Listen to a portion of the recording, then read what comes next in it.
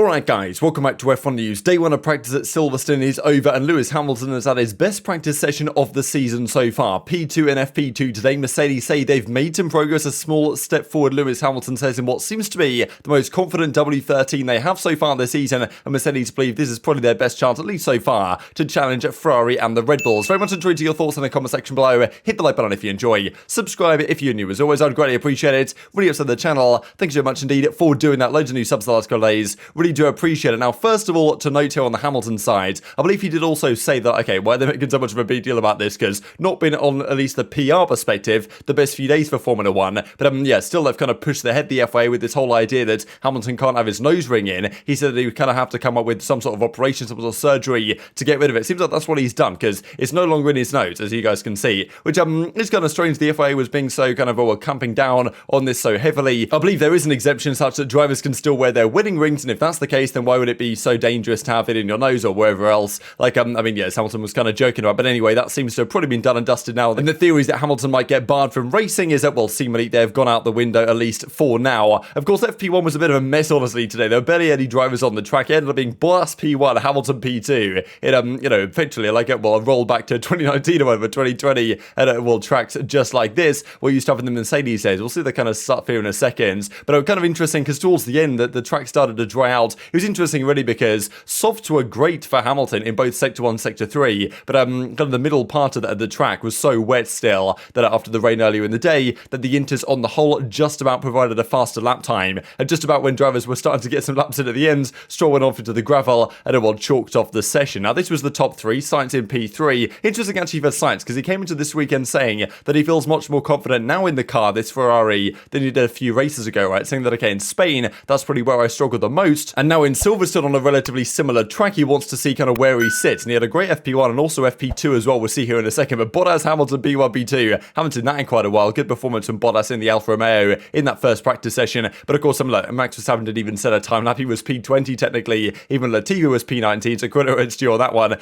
yeah, of course, that did not last for too long. Loads of teams bringing upgrades. Mercedes bring in some what they believe were pretty major ones. Red Bull also brought a fair bit as well, as did Ferrari, with generally just minor tweaks. Alpine, Williams, they've also brought change as well. We'll see how that kind of ranks the midfield this weekend, because wow, like in terms of FP2 pace, it is really stacked in that midfield. There's less than a second covering pretty much the entirety of the midfield, right? We'll see that here in just a second. Now, well, Williams of course are trying to get up into that point. Alex Albon this weekend running new upgrades. You can see that all this flavors on the right hand side of the car here. They're kind of test exactly how these side pods work that they've put on the car. Latifi's going to have to wait a few more weeks to get those in his car. And well, McLaren had a bit of an interesting day, because first of all, they did a pit stop here for Lando. They put his tyre on the wrong way round. The jack dropped his car. I'm sure that can't have been particularly comfortable, but I mean, he did have a cracking session here in FP2, but an absolute monster lap as well in this McLaren, so definitely bodes rather well. Even Andreas Seidel said on the pit wall that he is very confident that this track suits their car more than previous ones have. They should be more competitive this weekend to try and lock down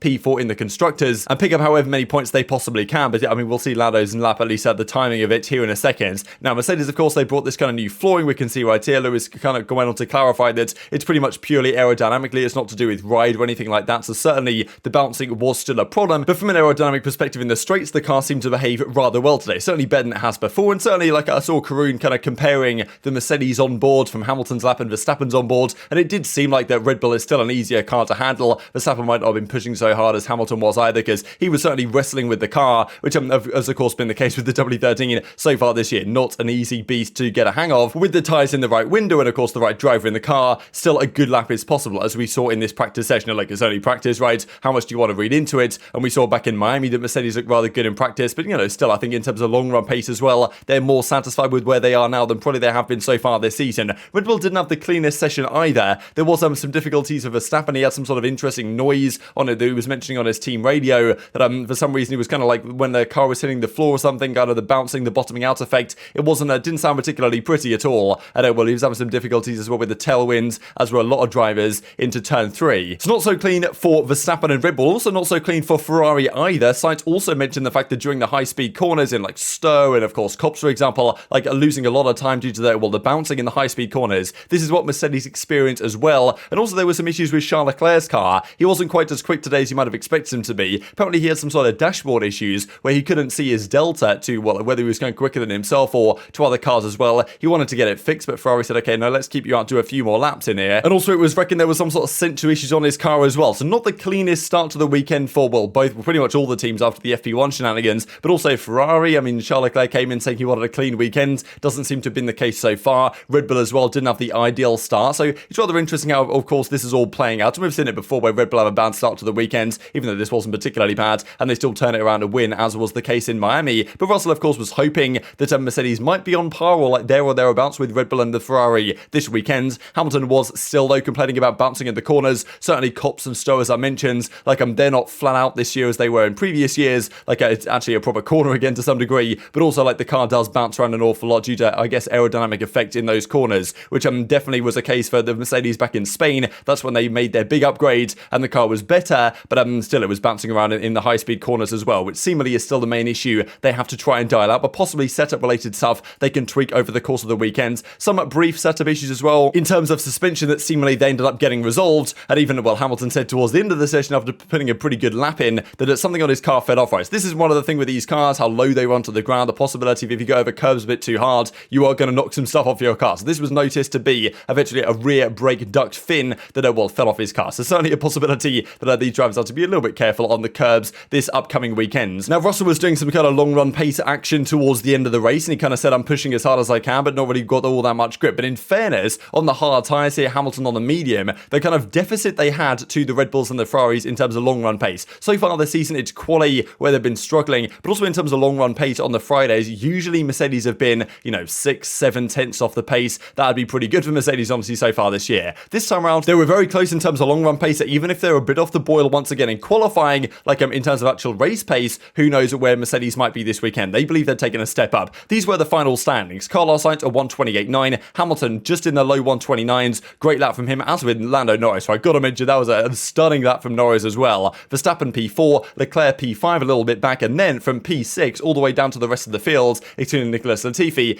You can cover these guys in a blanket, right? There's eventually a second between Alonso and P19. Like, look at this, right? There's less than, 0.9 of a second between P6 here and P19. So that definitely, makes it feel like we're going to have a rather competitive weekend this time round. Let's share some thoughts here from the guys on Mercedes. Andrew Chauvelin right here kind of talking about the fact that it feels like they've made a step forward from their perspective. And Hamilton said a similar thing as well. He was certainly tempering his optimism, but he did say, okay, we've made an improvement. It is something of a step forward. And obviously wants to put on a good show for the crowd this weekend. So it's kind of a small step. They're still bouncing in the corners, but if they can dial out some of these problems with the setup, they feel like this might be their most competitive weekend so far this season. Well, it does look like we've made a step forward because we're not normally up near the top on a Friday. Now, I suspect there'll be a bit more to come from Ferrari and a bit more to come from Red Bull.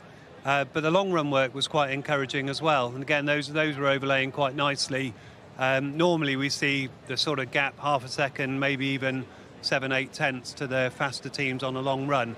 And that didn't look like it was there. So probably a bit is the circuit suiting the car. There's definitely a lot to work on. There's a lot of bouncing around and it's tricky in the high speed at the moment. But hopefully the updates sort of pushed us in the right direction. And then P2, yeah, feeling pretty good. I think it's bouncing still quite a bit, not necessarily in the straight line, but through the corners it's pretty harsh. Not physically harsh, but just like in the car, on the tires and everything. So we've still got work to do, but it feels like a small step forwards. Well, the upgrades wasn't anything to do with ride. It's just literally downforce, and difficult to feel it because we're two massively different tracks. You're coming from a low wing, low speed circuit to all medium and high speed circuits. So didn't get to feel the car like this last week, but it's much smoother, this track, which is much better, a bit more like Barcelona in that sense. Our long run pace isn't as good as the other guys, but it's not miles off. So we've definitely made an improvement. I'm sure overnight we can work and improve the car a little bit more. Of course, another thing to note on the classification front is that out of the top 6 teams there in free practice 2, it's 5 different teams. 2 Ferraris, we've got a Ferrari, a Mercedes, a McLaren, a Red Bull, and an Alpine in there, right? So definitely does, cause for some optimism about what could be a rather exciting race this weekend. And just to mention this to close out the video here from Bartonator 3000, I know this is incredibly small and you guys won't be able to read it, but I just wanted to kind of tune in on some of these times. So this is the lap times of the drivers through pretty much the end of the session. So at the end of the session, they were doing doing their kind of, well, long run pace effectively runs. And you can see here, Russell and Hamilton, for example, let's just say Hamilton right here on the mediums, 133.8, 133.6, 133.8, 133.9, those that 4-lap stint. We compare that to Leclerc, he had a 133.4, 133.7, 133.8, 133.4, like 133.7 at the start as well. Gives a bit of a tongue twister in there, but still, in terms of comparing those two laps, like or those two sets of 4 or 5 laps, relatively similar pace, maybe on average a couple of tenths off for Hamilton, but not the kind of like half a second plus they were experiencing earlier on this season. But it's practice, who knows how much to read into it. Time will only tell if they can keep up this performance through the rest of the weekend, because we did see early this season they had a couple of good practice sessions, couldn't translate it into the race pace. But very much intrigued to your thoughts in the comment section below. Hit the like button if you enjoyed, subscribe if you were new as always, I would greatly appreciate it. Thanks for watching as always, take care of yourselves, and I'll see you next time.